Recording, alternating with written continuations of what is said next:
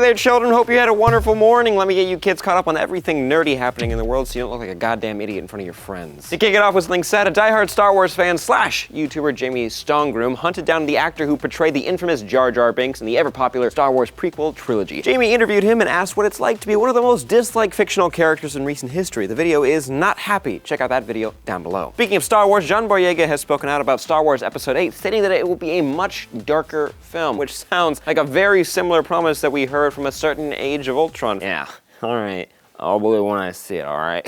Man, that trailer and that final product were like night and day, huh? Anyways, we'll stay positive. I'm a nerd. Over in the realm of comics, LEGO fans have been ranting and raving about a new set that has just come out, so I thought I should mention it. Batman 66 is getting the full LEGO treatment. We're talking Bruce Wayne, Dick Grayson, Joker, Catwoman, Batman, Robin, Batmobile, Batbike, Batcave, everything you could ever want. Whew! For the fans of the classic series, this is a must-have, all for the low price of $270. Some goddamn bricks that you're not gonna let your kids touch. I'm just some old men in tights. Whatever floats your boat. In more Batman news, it has been announced that the Killing Joke movie, which is set to premiere at this year's San Diego Comic-Con, will be adding on to the original story. Now, if I were a diehard Batman fan, I might be having a panic attack. You can't just add onto one of the most popular and iconic Batman stories ever. According to Bruce Timm, you can, and you kinda have to. When comparing the Dark Knight Returns animated film to the Killing Joke adaptation, Timm stated, the source material is really not long enough to make an entire feature film out of. So we actually had to add a lot more story to it, which is tricky, but I think we came up with a really good solution on how that worked. Hey, I believe in Bruce Timm more than I believe in myself sometimes. If you don't know who he is, get out. Just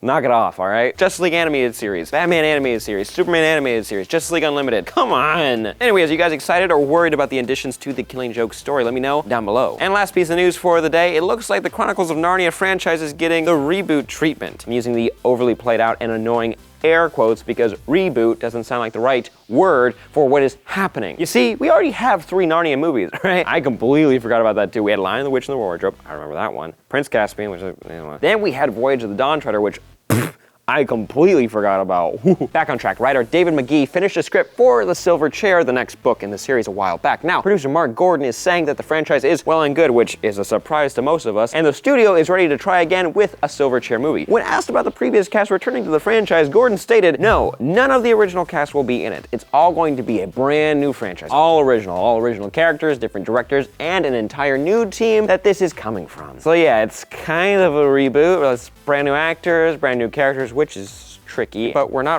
revisiting the first movie and the franchise isn't starting over, so nothing is being technically rebooted. I don't know, man, people all over the web are calling this a reboot, so I just don't know, it doesn't make any sense. It is exciting to see one of my favorite franchises from my childhood taking another stab at the big screen. Personally, I'd rather get a Magician's Nephew movie where they go between the different worlds with the rings and the pools and the trees. So freaking cool. What do you guys think? Do we need another Chronicles of Narnia movie? Talk about it down below. Thank you guys for watching. I hope you enjoyed. Be sure to like this video, subscribe to the channel, and share. I'm Sam Basher, and I'll see you tomorrow.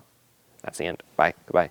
Everybody go home. If you're a casual superhero fan, you may notice some similar characters across both DC and Marvel. You might hear fanboys even argue about who came first. Was it Black Cat or Catwoman? What about Mr. Fantastic or Plastic Man or Elongated Man? Why are there so many? Well, today I'm going to hopefully clear up some of those questions and bring to light some characters you didn't know were carbon copies of other popular heroes and villains.